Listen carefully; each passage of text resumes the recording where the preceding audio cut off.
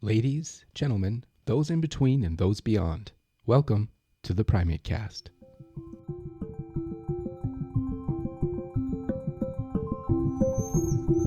Evolution, communication, cognition, conservation, behavior.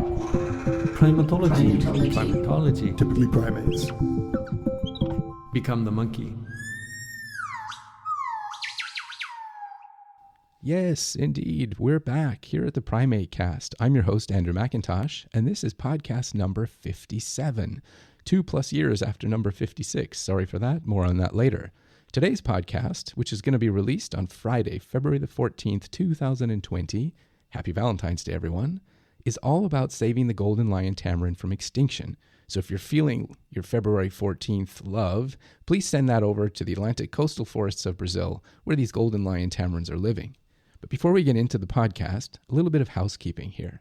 So I've already mentioned it's been 2+ years since our last podcast. That was number 56, way back on September of 2017, where we interviewed Dr. Chris Whittier. Now, I wish I had a better reason for why we've been off the air for 2+ years, but all I can say is that sometimes things get in the way and other things get pushed to the side. Now, that's not for lack of trying, and eventually it was an eventuality that we get back on the air, and so here we are. But in the meantime, we had not been completely idle. So as you heard from the intro there, we do have a new theme song, which was brought to you by Andre Gonçalves, who's a graduate student here in the section of Language and Intelligence at the Primate Research Institute of Kyoto University. So we were going back and forth on ideas for that, and he really put something together that's pretty special as far as I'm concerned, and I hope you all liked it as well. So that'll be with us going forward. We also have a bunch of archived interviews and content that we'll be putting out over the next weeks and months.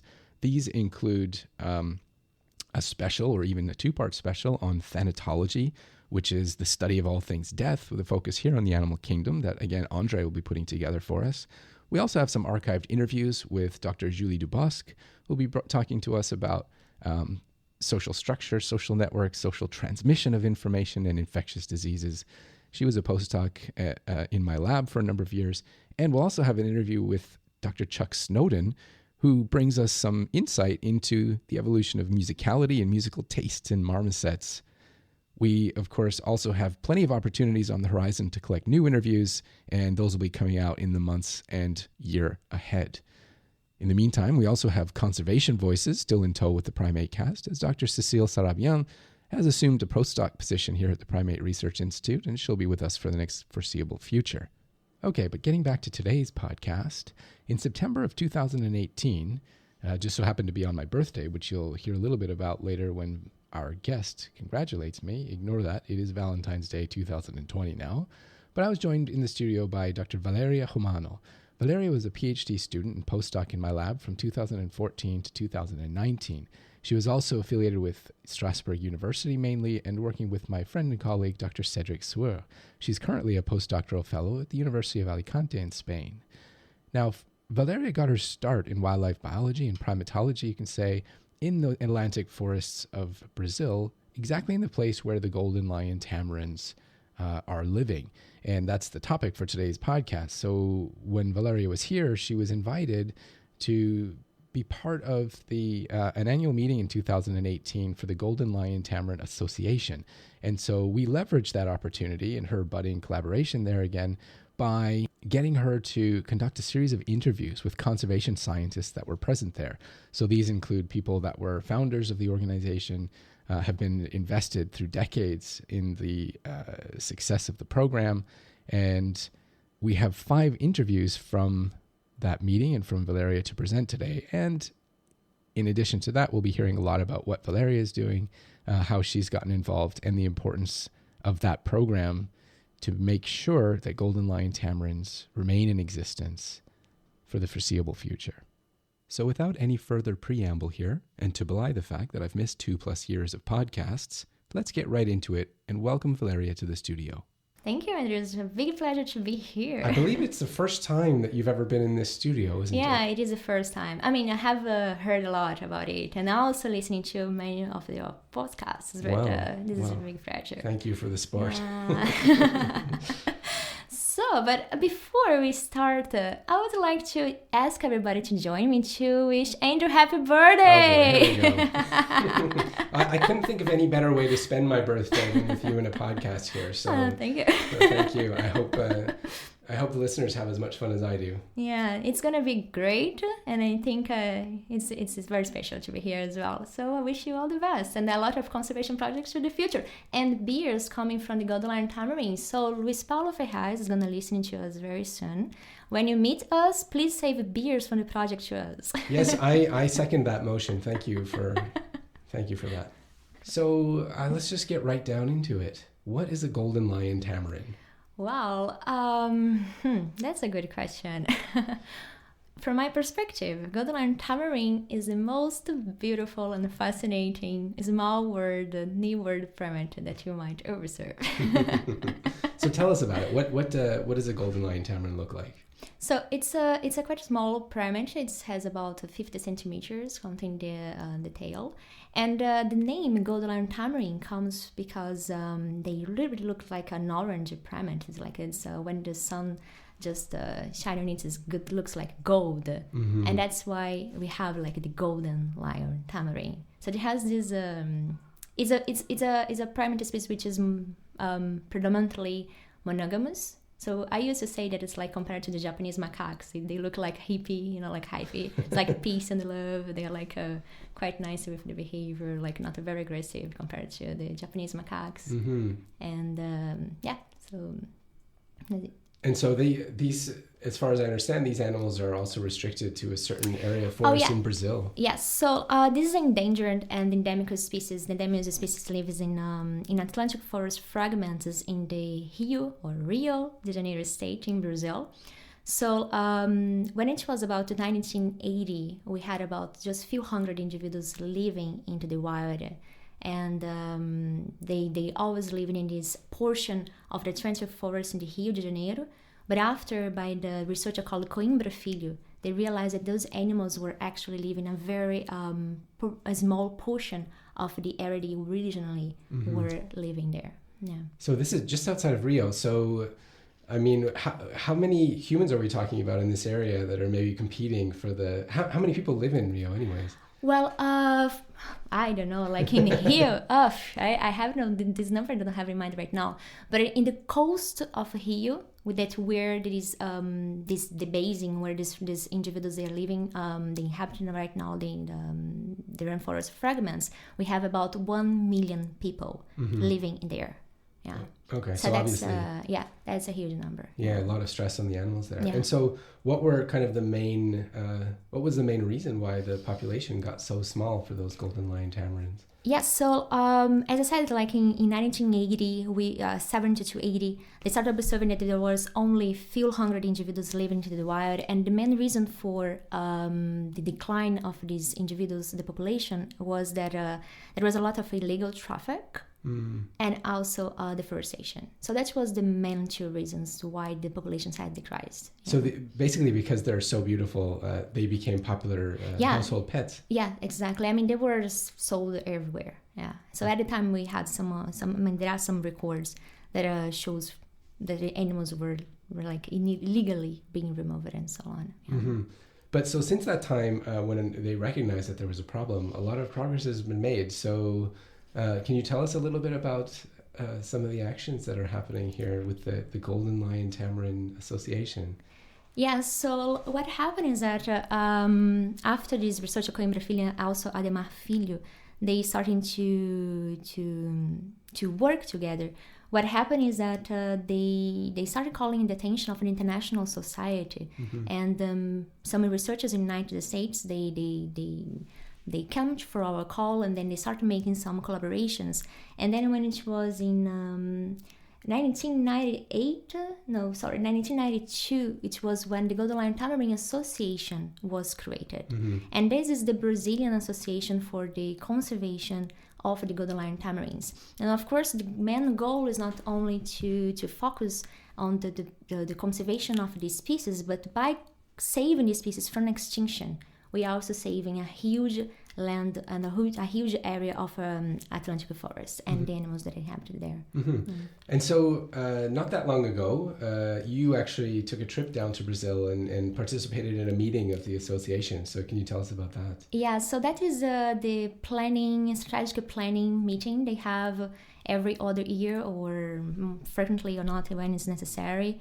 And so this is mainly organized by the IMLD, the association board.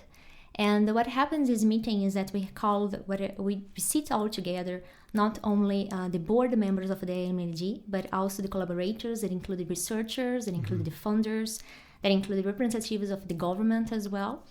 And then we have, we follow what we call the adaptive management. So we discuss about our goals, what we have failed, what we have success. And then according to this, we develop our actions, and then we manage them according to the failures and the success we had for each one of them. So in February this year, we sit all together and we develop again the strategic planning meeting for the next 2 years. That is going to be from 2018 to 2020 or 1920. Yeah. So what was going on? How did people recognize there was such an issue, a conservation threat to these animals, and what kind of actions were put into place at that time, and what's been going on since? Yeah, so in 1983, around 1983, they observed that there was only a few hundred individuals living into the wild. And if you look at the map of distribution of these animals, what was before completely distributed around the state of Rio de Janeiro, in the coast, it happened to be just at this basin, in São João River Basin, and that's a very small area compared to what it was before.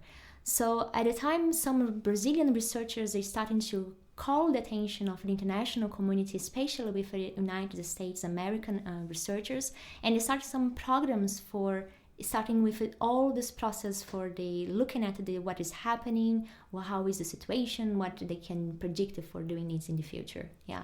Okay. So we'll, a little bit later, we'll kind of go through how you got started with this project. But what is your capacity now with the project?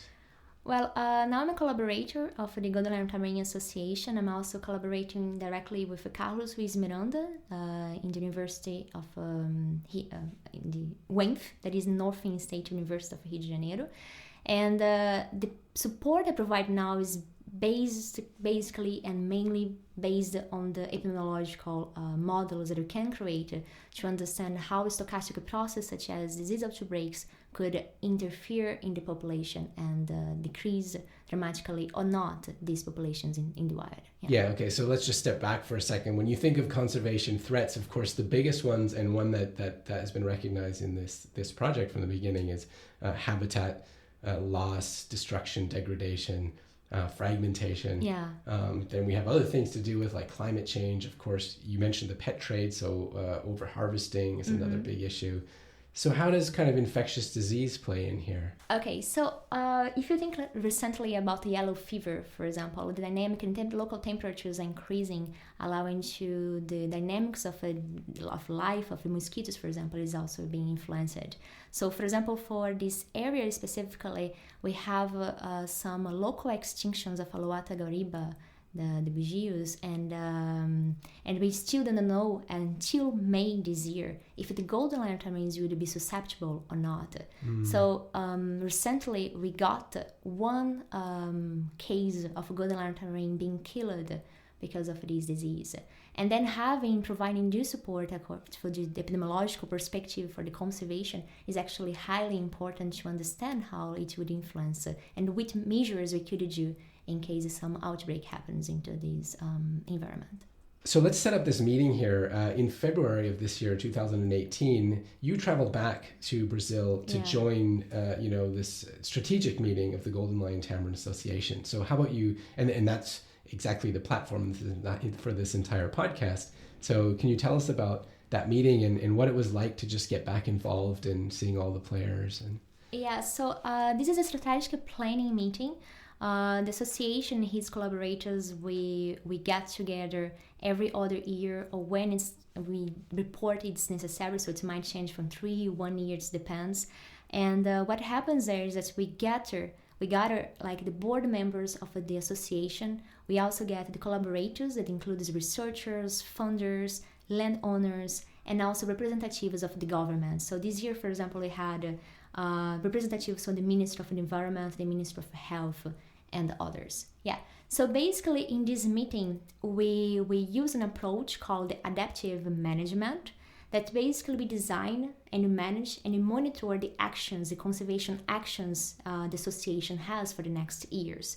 So we don't only look at the assumptions we have to create the methods for applying these actions, but we also look at the success and the failures we have for each actions we have previously created and what we can do to implement it for the next. So of course it also depends on the threats the golden lion tamarin might have in that moment. So for instance, this year one day was separated just to discuss about disease and the problem of yellow fever into this area. So we develop actions based on the threats we have to try to minimize the risk and maximize the force we can have to get good answers from this. Yeah. So what exactly are the goals of the Golden Lion Tamarin Association? Yeah, so our big goal is what we call the 20 and 25 goal. That is actually having at least 2,000 wild animals inhabiting, living in at least 25,000 hectares of a connected and protected forest in Brazil, in this area. Yeah. So what is the significance of those numbers? I mean, so there's obviously this whole thing should be or is science-based, and so I imagine there's a process into going into how they determine, what would be a good number of individuals, tamarins to have in the wild, and then how much space we need. So yeah, definitely. So there is a process called a software called the Vortex. So that's basically population viability analysis, right? So researchers they sit together and they run several simulations with different scenarios, and these scenarios could be the level of fragmentation, the isolation between the fragments, the population size, and the threats we knew the golden lion tamarin has. So after doing the simulations, they arrived with this number that is a good number, let's say, to the species actually being resilient in case there are some threats in the environment. Mm-hmm. So they would support this fluctuation, let's say, through time. Okay, so while you were attending this strategic meeting, we kind of had planned for the PrimateCast to get a few interviews on the ground from some of the people who are, the real catalysts to saving this species and making sure that, they'll persist. So can you introduce the first person? Our first guest is going to be Luis Paulo Ferraz. He's the Executive Secretary of the Golden Lion Tamarin Association, and he's going to introduce to us the main activities that the association has been doing for the past 40 years. Okay, so here's Luis. We are a small organization. We have something like 15 persons formally work with us in our staff. But all the work that we do is related to connecting people and connecting organizations to work together, because we cannot do all these things only as a small NGO. So to do our work in terms of conservation, it's not only work related to research. Research is a very important part of our work, but we try to connect conservation actions and scientific knowledge. That's why we have different programs in our conservation strategy that are connected to the same goal, that is saving the golden lion tamarin from extinction. And to do that, we have to manage the population of golden lion tamarins, but at the same time we have to work in terms of a regional conservation scale, trying to create a conservation landscape by protecting forests. The landscape that we have here, we don't have much forests, and we have a high fragmentation of this remnants of forests, so we have to plant lots of forests and also connect these fragments to make possible the conservation in a long-term perspective of the golden lion tamarin. And to work to plant forests, to restore the Atlantic forest, we also have to work with the local communities, because we do all this restoration work in private land. Most of this restoration work is done in private land. So we have a long-term work talking to the landowners, to the farmers, to the small families that are the agricultures, trying to work with them to create these corridors, to create these connections. At the same time, we also work with some of the families to produce the seedlings that are used in our restoration projects. That means creating some jobs and some opportunities for the families to be part of this conservation effort. We also work with environmental education, with local schools and different groups that come here for to know more about our projects. And ecotourism is also another strategy. We receive tourists to have the opportunity to see this beautiful animal in the wild. It's a wonderful experience that people can understand a conservation experience and also enjoy a nice walk on the forest. We are 1.5 hours drive from Rio, so that's quite possible. Rio is a very important touristic city in Brazil. Well, we also have to work in terms of public policies, trying to influence the government, local and federal at federal level. So this is all this kind of work is connected in a conservation plan that you try to implement, and we have our goal to save the Gondola and Tamarin by protecting at least 25,000 hectares of forests, protected and connected with a population that at least 2,000 Gondola and Tamarins. So we have a good population of Gondola and Tamarins, but our main problem today is the fragmentation of the habitat. So we have a lot of work still to do. We have good results to show, but lots of things to be done, especially restoring the landscape. To do that, we also have to be connected to different institutions at the local level, at the regional level, research institutions, and also some partners who help us a lot in terms of financing our work. Even if we are a small organization, our work depending on support from different organizations. Good partners that we have are involved in related to the zoo communities. This is a wonderful experience of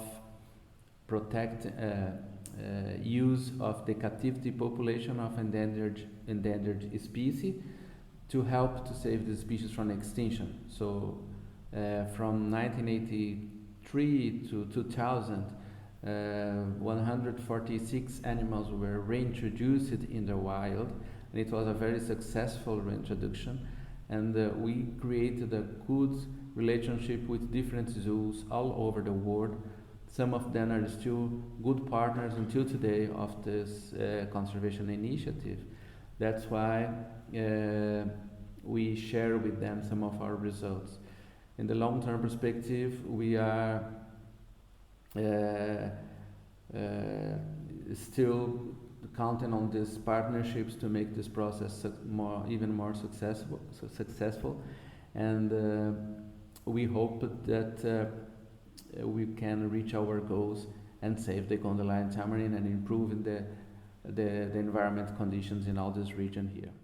All right, so Luis really eloquently laid out that entire conservation plan or strategy that they have going down here. I mean, it really is amazing when you think about the scope and the scale of these kind of problems, but just to keep a species going like the golden lion tamarin. Yeah, absolutely. And one thing that I particularly like from the Luis Paulo speech is that he shows how integrated is the project of Golden Lion Tamarin Association, and demonstrates to us how much effort and how much is important is the partners that we have to keep this project going on. Yeah, so he mentioned like I guess 4 different kind of distinct groups of partners, which actually as this podcast goes on, we'll be able to get in touch with some representatives of each of those. But from your perspective at this meeting, like how was it? I don't want to call you an outsider. You're not an outsider, but how was it coming into that situation after having been away for a while and just seeing how things are going at this meeting? Yeah, so for those who don't know, I was doing my PhD abroad, so I spent the 4 years without going to Brazil. I mean, we kept the relationship and also the contact by, message and the social media and the Skype, but it's completely different to be there again. So at first, I must say that personally, it was very good. It's the association is formed by many of my friends. I respect many of the researchers. Most and all the researchers that work there actually. So it was just to be at home. It's like I arrived in the meeting room, and Carlos Luis Miranda, that is going to be our next guest, was just like standing, and was like, it's just amazing. So I have been already in other meetings, so this was not my first time attending such a strategic planning meeting. And what makes the difference this time is that for me, I saw many more representatives this time than the last time I have been there. But it was just my impression. It's just that it's not because it was more this year. It's just that the last time I went, it was a bit more. Yeah. So and the dynamic is also very good. So everybody interact with everybody, and there is no distinct rule that we should access people. We can talk easily with everybody. So that's very good. Great. And so you mentioned that it kind of felt like home, and I guess part of that is you said Carlos, who happened to be one of your past supervisors. Yeah, so Carlos Ruiz Miranda, he was my undergraduate supervisor and also my master supervisor. And what happened is that I started working in collaboration with the IMLD, with the association, in 2007, actually. So I went there first as an intern. And then what happened is that I was doing already my research, so I met everybody. And then we kept this relationship for a while. So Carlos, for me, is one of my big advisors in the field of primatology, and also a good friend. So being back was professionally and personally a very good moment. Yeah. So we're going to hear from Carlos right now. So do you want to maybe set that up? Well, so Carlos Ruiz Miranda, he's a professor of vertebrate behavior and conservation in the Northern Rio de Janeiro State University, or Rio de Janeiro State University. And he's also the president of the board of the Golden Lion Tamarin Association. So Carlos has been working since a long time already with the Golden Lion Tamarin Association. He was former postdoc in Smithsonian. So that's how he made this link with the Golden Lion Tamarin Association, and he got his professor position into here. And since this time, he kept this relationship and good relationship with the association.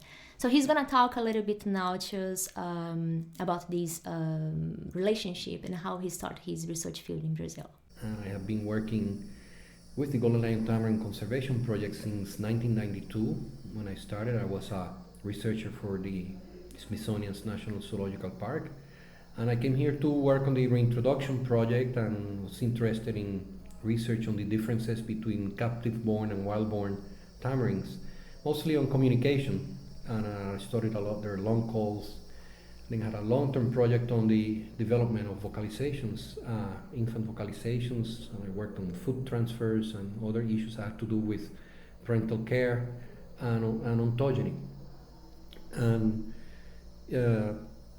ever since in 97, I moved to Brazil and I became a professor at the university here. And then my interest in research were kind of diversified because they included the interest the students had. So we did a little bit of nutritional ecology at the time, and we started working with also the introduced common marmosets. There's a big population here of hybrids of Calitrix jacus and penicillata. And we were interested in, at the beginning, knowing how many were there and whether they posed any kind of threat for the conservation of golden lion tamarins. We've been on and off working on that. We did some studies of how much time they spend together and a competition in small fragments. And now, in the last few years, my interests have been also in a little bit in population ecology.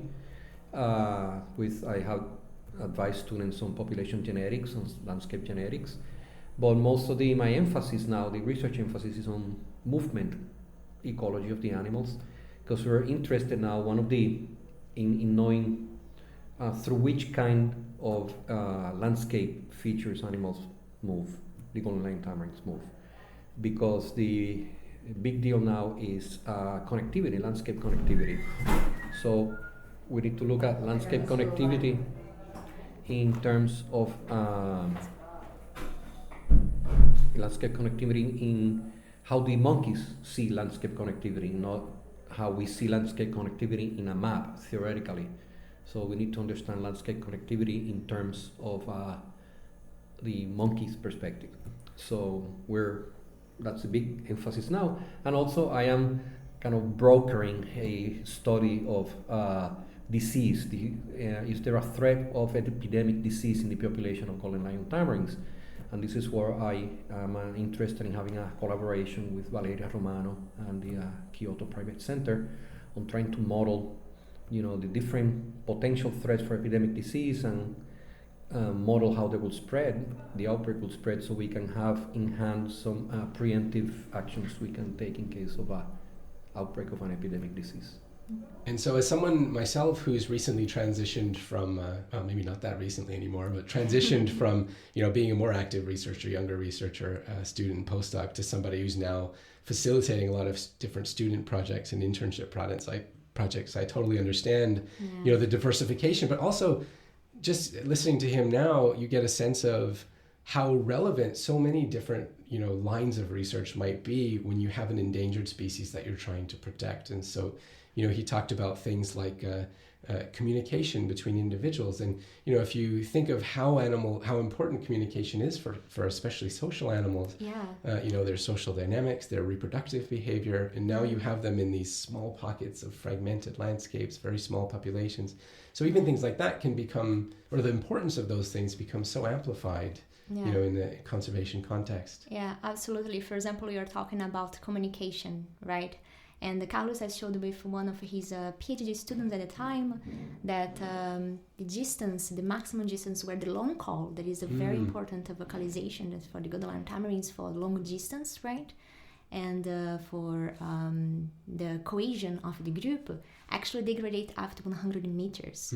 So if you consider that we have a fragmented landscape, how it influences the communication among individuals and after the home range also of the groups. Yeah, so that's right. This affects the whole population. So this is a very small animal, and so we have some small New World primates here at the Primate Research Institute, and you often hear them even from the parking lot emitting their calls, not long calls, but there's such high frequency. The marmosets. Yeah. And so we can just imagine how easy it is for those sounds to dissipate over short distances. Yeah, exactly. Yeah, so that's really interesting. And of course, towards the end, he was talking about a very important issue, landscape ecology and movement ecology, and how the animals, are actually moving around their forest habitats, and can they get between fragments? And that, of course, is really important for assessing how viable a population might be in the future. Yeah, exactly. And then what is very much interesting from Carlos' research line is that he focuses on all aspects. That's what you said at the very beginning. And that's a very complicated approach as well,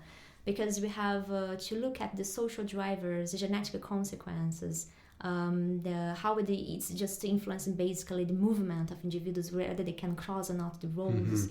And the survival of these individuals when they cross it, but it's very low, and that's another problematic we have in Brazil. And Carlos is a good example of how he can try and how he works hard to get all the pieces together. And the one important thing that I admire very much in him is that he does his research. He's a mentor of many students, but he's also the president of the association, so he gets money for the association as well. They work together on it. So this is a dual role, and they do it very well. Yeah. And so, as a student of Carlos's, you also have done some work on movement and dispersal of golden lion tamarin. So why don't you just briefly introduce that for us? Okay, so during the time I was in Brazil for my master's studies, I looked at the social drivers of golden lion tamarins' natal dispersal. So what is natal dispersal? Natal dispersal is basically when individuals, they leave the parents' home, right? They leave their families. So if you are wondering why your kids leave home after a while, so we did the same questions for the golden lion tamarins.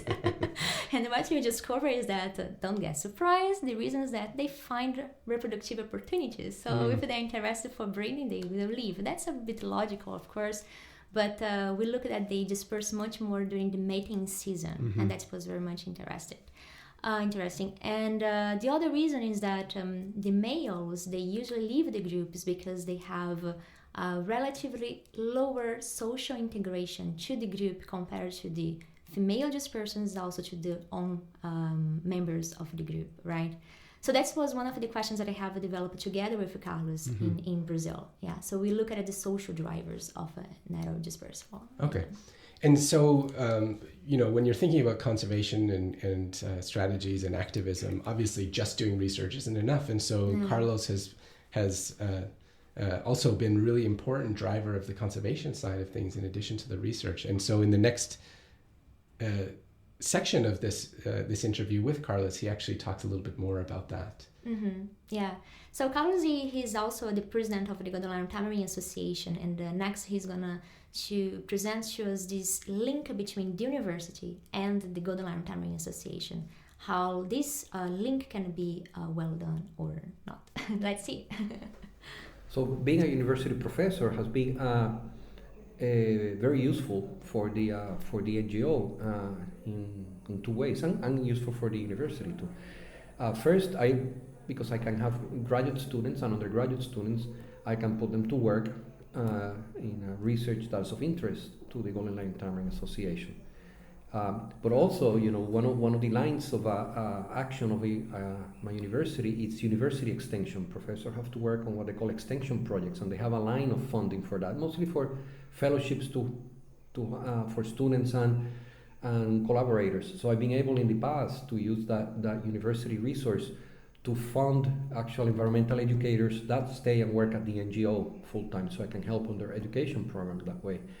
And also I can write big grants, and part of our strategic planning is to identify areas of knowledge that we need to have in order for us to implement conservation actions. And the NGO doesn't have the resources to do research. So being a university professor, I can put together teams of researchers, and we can write the science grants that we have access to, and fund research that's necessary for the Golden Lion Tamarin Association. It also, there's the association in return gives us a lot of logistics support in the field, and also the opportunity for students to come and do internships. I have several students that have come here, and in addition to doing the research, they have participated and learned about environmental education. They learn how a conservation project works. They participate in the environmental planning. So we both, it's a symbiotic relationship. It's a very collaborative, and we both benefit from that relationship. And it's actually a model that's used a lot in Brazil, because NGOs hardly ever have the funds to have in-house researchers. So it's the partnership with the government, with the universities, that you can get to do the long-term research projects. And then universities benefit because they have an in-house logistic support on a species that they can use, so the university doesn't have to maintain that logistic support. So it's been very good.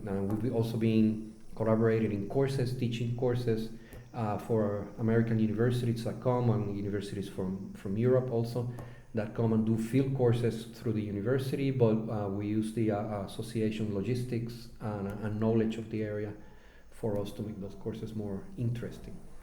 So one aspect that's particularly interesting for this relationship between the NGO and the university is the international collaborations.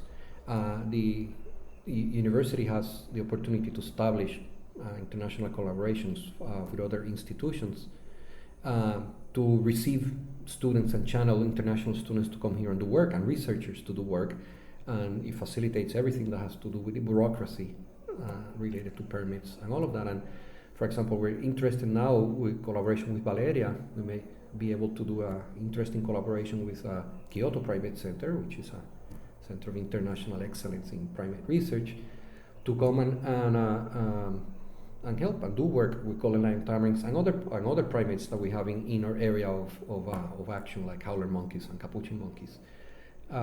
They can come to work, and that partnership can be, a three-part partnership with the university to solve certain aspects, academics, and then with the Golden Lion Tamarin Association for the straight conservation action. And the Golden Lion Tamarin Association, every time we do strategic planning, we always have to have people from international organizations come here in order to give us input on our actions and strategies, and help us challenge our assumptions and contribute, and it will be perfect to have people from the Kyoto Primate Center.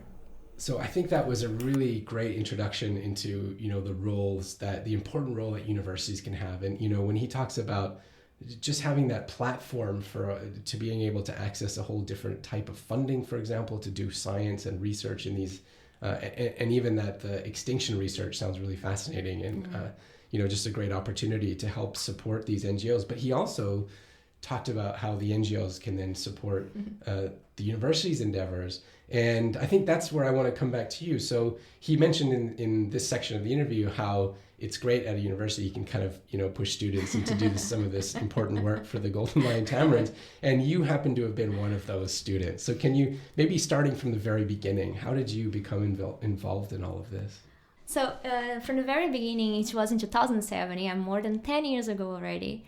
And I was applying for several universities in Brazil, and I knew already that there was this group in this UENF, that is Northern Rio de Janeiro State University, that were working with the Golden Lion Tamarin. And I was passionate about this project. I already liked it very much, even before thinking that I could work with them. I thought it's absolutely amazing. So when I knew I would like to be a biologist, I remember that I said, well, then I'm going to go to this university and I'm going to try to work with this professor. So actually it was my second week of undergraduate studies that I knocked on the door for Carlos and I said, hey, can I work with you? So it's just a little bit awkward because I was feeling just like, oh my God, this is just this professor, of course, I feel a little bit shy. But I had the chance to meet him over Skype not that long ago when we were talking about our collaboration, and he was very, he's just very warm, and we had a great chat. He was very open, and it was just a seamless conversation. Yeah, at the end of which I was very, happy to. And he's a really friendly person. You can understand that just by the minute you talk with him. So that's amazing. So that's how I started working with the project. So basically I joined the Carlos research team. And at the time I was working with the interface between marmosets and Golden Lion Tamarins, the use of the space and also the behavior. And what happened is that soon after that, I remember that I was still a little bit... I think as most of the ecologists, I think one of our dreams was to be a marine biologist. And I remember... Hey, me too. You too. So I remember that I came to Carlos and I said, hey, look, I also got this position. I also can go to this university in Rio. That is actually very well known for the marine biology. And at the time I was there, we still didn't know what the role I could have for the research in his institute. So Carlos just told me, okay, before you make your mind, let's go to the field. And I remember this day so clear in my mind. We went to the field and he said, so these are the Golden Lion Tamarins, and that's what we could try to do together. I was like, I love it. I want to never leave it. And that's it. So I spent the next 6 years with Carlos, because in Brazil, I can start doing research very early. There is a fellowship that is called Iniciação Científica. So basically it's a scientific initiation of science. And then students, even from the first semester, they can already start being involved with science. That's great. And that's what Carlos allowed me. So he gave me the opportunity to be involved with the projects they have since very early. So as part of his research ideas and team, what happens is that we go to this association, so the Golden Lion Tamarin Association, and we do an internship with them. So I spent about 1 month with them, going from different projects that they do have, and to get experience from them. So that was the time that I met people from the field work, from the field team, and they are my collaborators until now. They are amazing people, and that was a little bit of how it was. This way it was. Yeah. So let me just ask you here, kind of a silly question, but you had that one day in the field with Carlos, and you saw the Golden Lion Tamarins, and you were hooked. But what was the experience of seeing these? They have such an amazing backstory, being so close to the extinction a number of decades ago, and then coming back, and we'll get to that later. But what was kind of the feeling? And you had already known about this project, and Yeah, I mean, personally it was very good. But I think what was more interesting from that day is that I left behind a little bit just the impressions I had is, I think it's going to be nice and so on, but more like the professional way. So that's when me as a biologist and as a researcher, I started to put things on. So Carlos, he provided a lot of knowledge when you go to the field with him. And not only him, but also all the field team. So I learned a lot about the reintroduction program, about how was the process, how to identify individuals into the field, how to locate them, about the behavior, about the ecology. So I would say that I keep my passion about the golden line tamarins. That is something that is there. But I started being the biologist I want to be with them.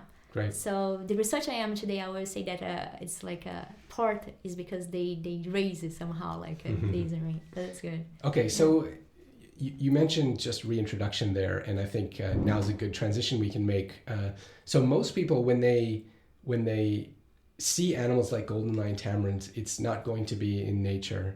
It's going to be at a zoo. Yeah, that's true. Maybe there's not that many zoos around the world that have golden lion tamarins, but there are a good number of them, and they became heavily involved, or a number of them did, in the reintroduction project. So maybe can you talk briefly about what is reintroduction and what was the project specifically for golden lion tamarins? Yeah, absolutely. So when it was about 1980, we knew that it was a huge decline in the population of golden lion tamarins into the wild. And what happens is that the reintroduction program started in 1984. So between 83 and 84.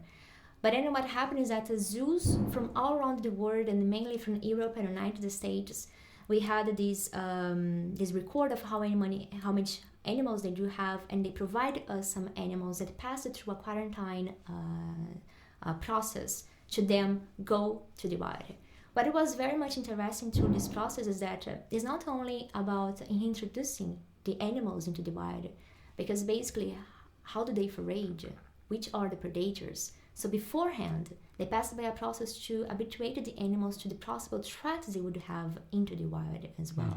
So we can go into the details in another time, but this is just a very complex and long process that took about 11 years. Wow. So the introduction process started in 1984, to 2001, so more than 11 years, Yeah, wow. Yeah, it's amazing. And so zoos had a big role. Obviously, they're in part supplying the animals that would eventually become reintroduced. And so our next guest on the podcast happens to be a member of the zoo community. Yeah. So our next guest is Jennifer Mickelberg. She is from the Vice President of the Collection and Conservation of the Zoo Atlanta. And she's going to talk and introduce to us not only the role that the zoos had in the past, but also what they do have right now. This is an important component of the conservation of the golden lion tamarins because it's assured that we're going to have a viable population for the future in case there is some disaster or problem or threat. I've been working on golden lion tamarin conservation for almost 20 years. And I started actually by working on managing the captive population. We've got about 500 golden lion tamarins that live in zoos all over the world. About 160 zoos participate in the program. And a really important part of the conservation of golden lion tamarins is that we've been able to take those animals that we have in zoos, and some of them have actually returned to Brazil as part of a reintroduction program. So the reintroduction program started in about 1984, and that's when the population in zoos was really doing pretty well, and decided that that would be a great way to enhance the population in Brazil is by taking these animals that are born in zoos and release them. From 1984 to 2000, about 150 animals were reintroduced back to Brazil, and those animals have bred and contribute to the population. But not only has it been important to have the animals come back to Brazil, it's also been a great partnership between zoos that house golden lion tamarins and conservation. So zoos historically have been seen as a place that just houses animals, but today, and even over the last couple of decades, zoos really have transformed to be conservation organizations. So we have a very unique opportunity to take and use our knowledge and our expertise and also our population sometimes and contribute to conservation in the wild. It's also a really great opportunity for people that come to these zoos that maybe have never had a chance to see golden lion tamarins in Brazil. They can go to a zoo around the world and get to see golden lion tamarins and hear about their conservation story. Why are they endangered, and how we've worked together collectively with our Brazilian partners to really try to bring them back from the brink of extinction.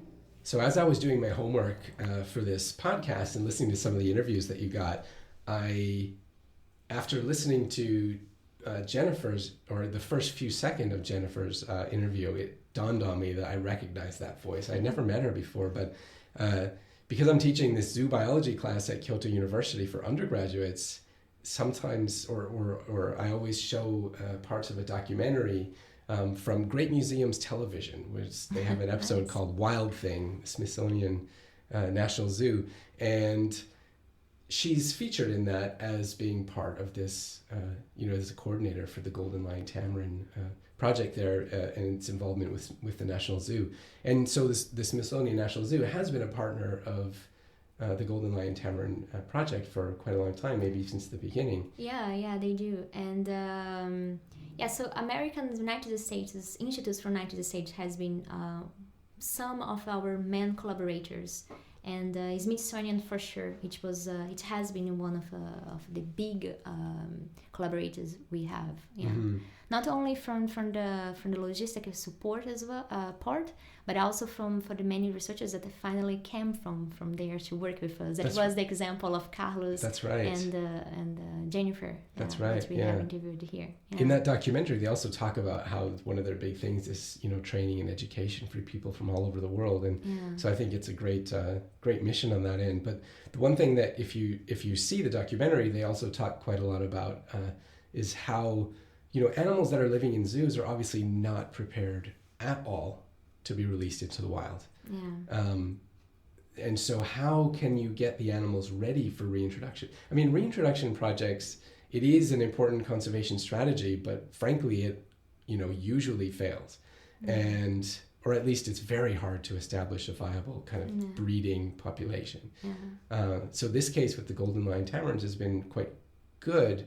And in that documentary, they talk about how some of the strategies they use for kind of preparing the animals for release, like they have quite a lot of space to range even freely in some of the forest around the zoo, where they have to, watch out for potential predators and practice foraging and things like that. Yeah, exactly. So that's a very good point you did, because when you think about reintroduction programs, it's not always successful.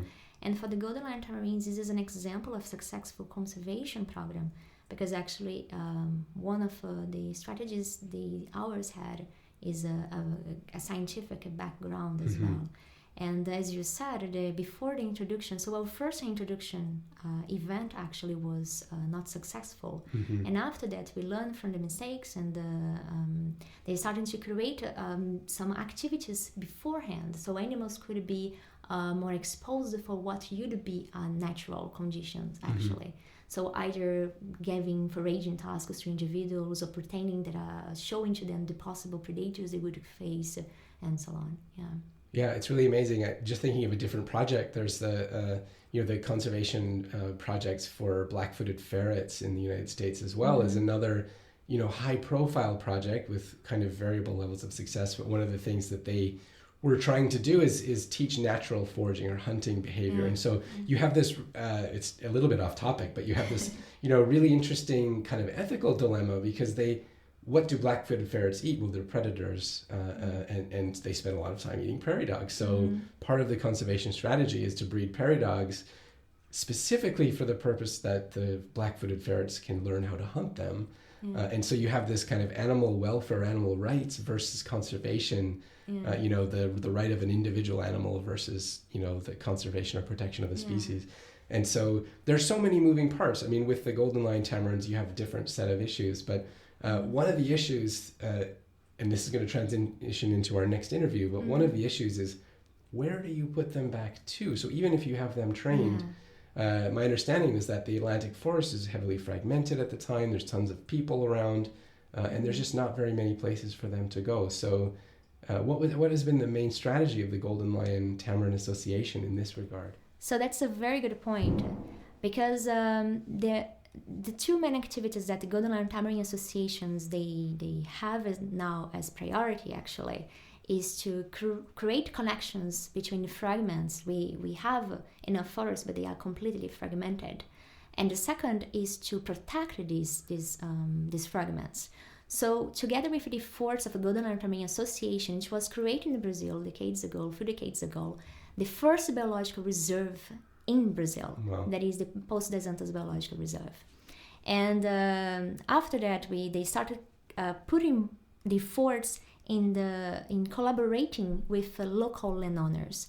And that's what came today with this amazing project that is actually the combination of efforts. So first, they talk with the person at the time to include introduce the Golden Lion Tamarins. Mm-hmm. And what happened is that this is going to be our next guest. That is Marcos Freire. And Marcos Freire, he is the family of landowners that actually, it was the first farm to receive Golden Lion Tamarins in Brazil. And you're going to see that the link that association has with Marcos Freire is not only that time. It was not only for introducing the animals and checking, monitoring the animals, but Marcos is today a board member of the Golden Lion Tamarin Association. He works for about 35 years in Oswaldo Cruz Institute, that is a research institute in Brazil, and he works in the field of biology. And as you're going to listen at the end of his interview, he's going to talk about the yellow fever now as a threat for the Golden Lion Tamarins. And so it makes like a circle, you know.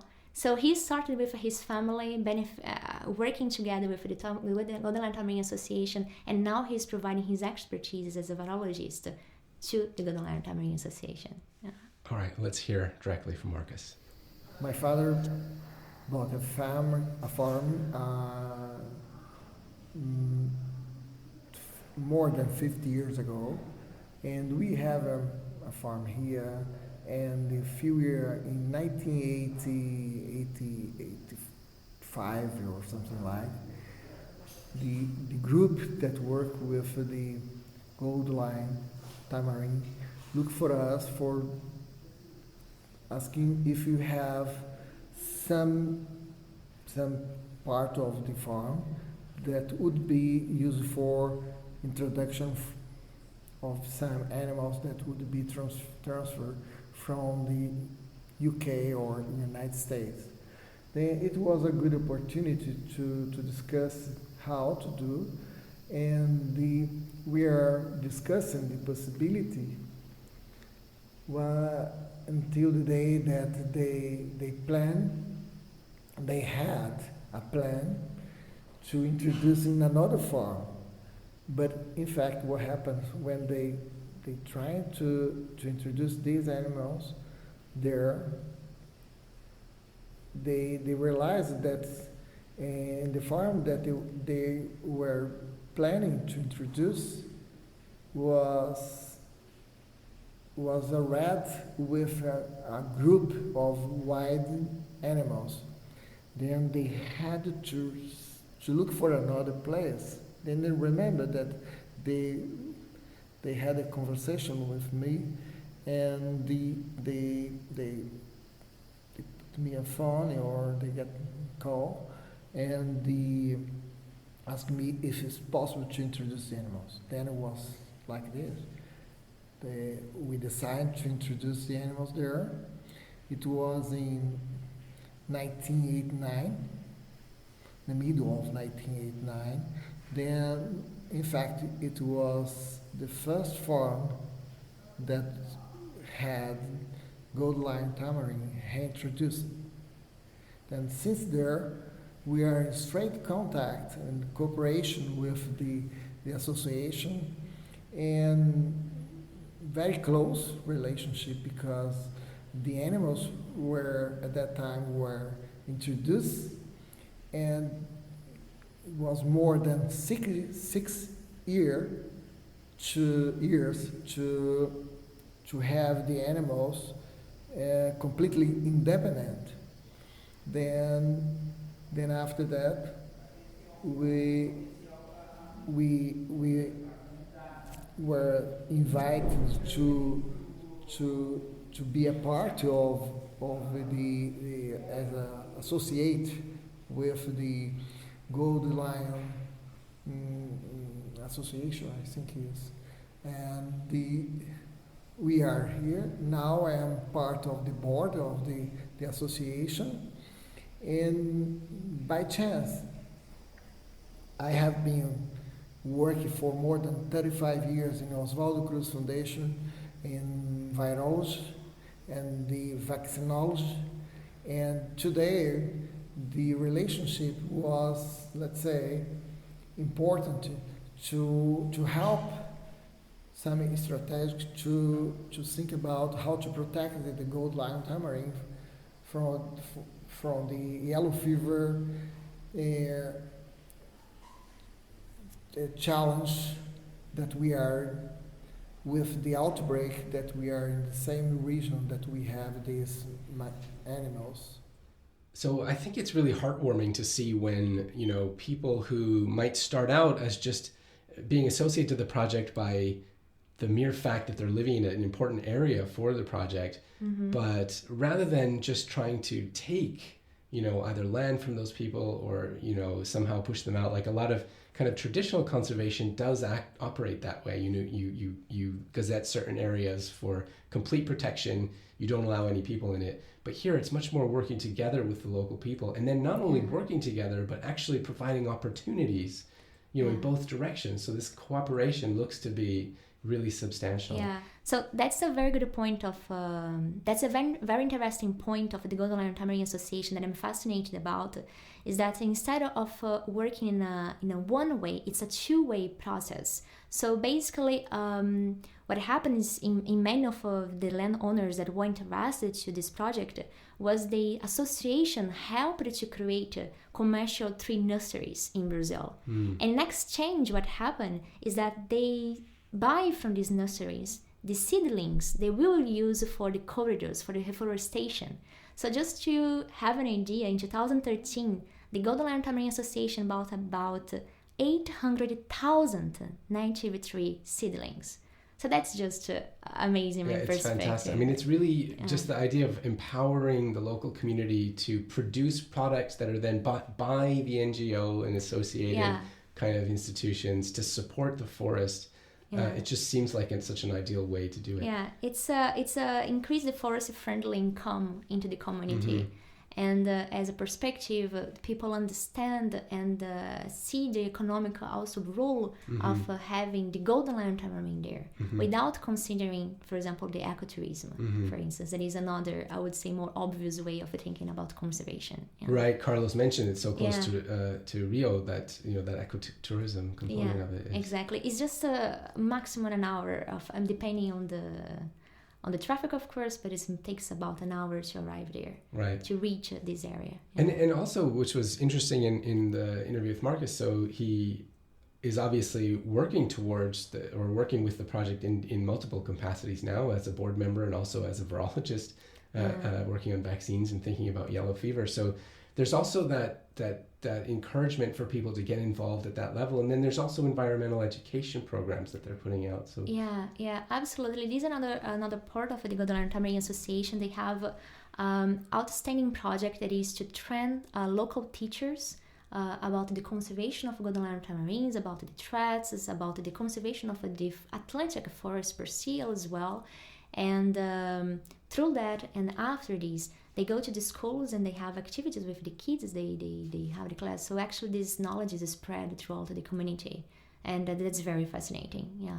So that's what they call the project called Redescobrindo Mata Atlântica. So rediscovering the Atlantic forest, and that's a renewed project.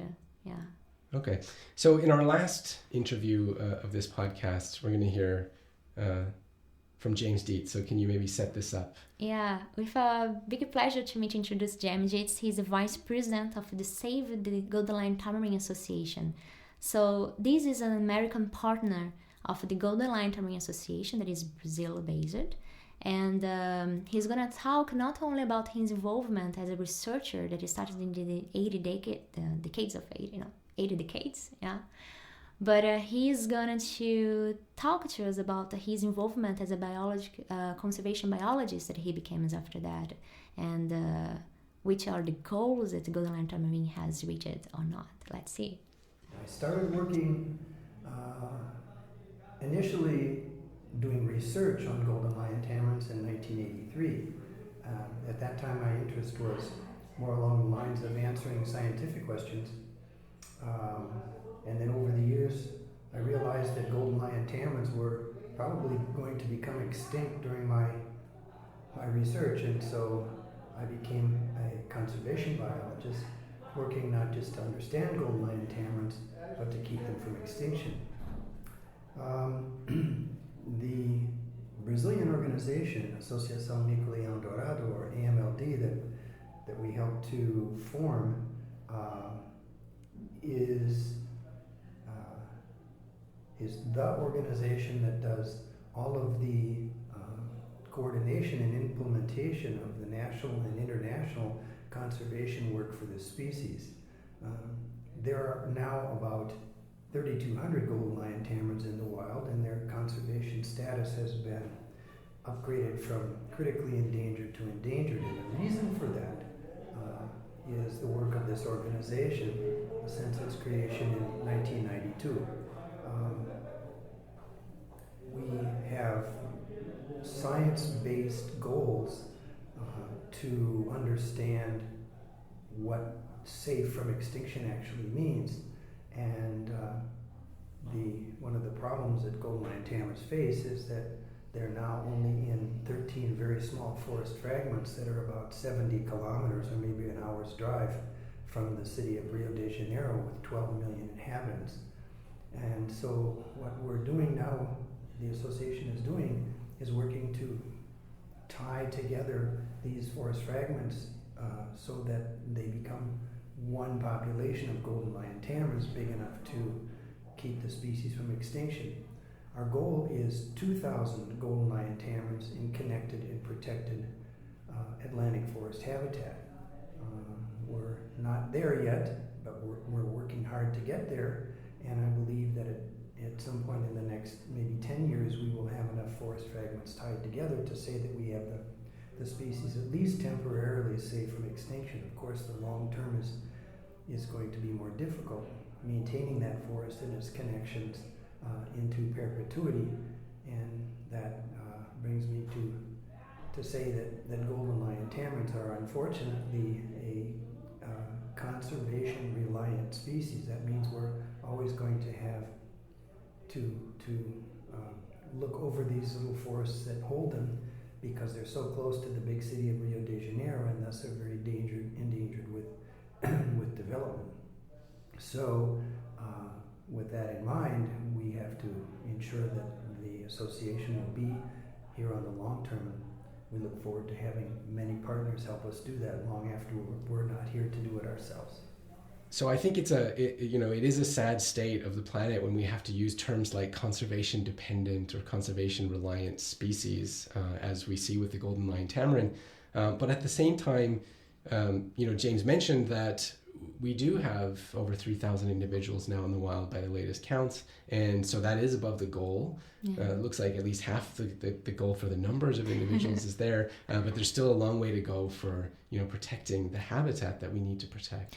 So, we do have a good number in terms of individuals living into the wild, but our biggest challenge right now is that those forests are fragmented, and consequently, we need to connect them, and also they're not protected. So, just to give it a bit of numbers, in 2014, we knew that we had about 13,000 hectares of forest that are protected, and we have 2 federal biological reserves, private reserves, and a state park. Mm-hmm. But this is still the main issue you have, and what we wanted to increase this number in the next years. Yeah. So the other message, we were left with at the end of the last section of interview there was that, it's on the right track, but we need to get to a point where that the animals can persist without our support in the future. So with that in mind, what can we do to help? So, for supporting the activities of this group, that is, I can say to you that's a very serious group and passionate for what they are doing. There are several activities we can do. Of course, we can think about donations, and if you are willing to donate to our associations, we can do simple things. For example, when you go to Amazon and you think about buying your items through Amazon, instead of going to Amazon, you can choose Amazon Smile and then choosing the Save the Lion Tamarin Association as a charity association, organization. And then 0.5% of what we are buying goes for this institute that actually is converted to conservation activities. That's great. Very easy. Very easy, people. It's very easy. Yeah, exactly. Everyone uses Amazon. Yeah. So of course, there are other activities such as you can name a GLT, you can grow a tree, and for those information, you can access the SaveTheLionTamarin.org. That is in English, so you're going to get all the information you might need over there. But then, if you are in Brazil, I think for you, the great opportunity is go to visit, to watch these monkeys into the forest. This is amazing. And then that's the activities with ecotourism. You can also volunteer, of course, and then you can get into contact with the group in Brazil. For those that are Portuguese speakers, you can go for www.micoleão.org.br. And there you're going to find more information about the activities we are doing in Brazil right now and how can get your involvement with us. Yeah. Great. SaveTheLionTamarin.org. So I'd like to sincerely thank all of our guests, and thank you, Valeria, for going down, getting all of these great clips and really great insights into this problem and hopefully, bright future for the Golden Lion Tamarins. It was a pleasure having you in the studio. Thank you very much, and it was really my pleasure, and it was amazing to be with the Golden Lion Tamarin Association. Thank you for all your guests, and also for the association. Yeah. All right, let's do this again soon. Okay.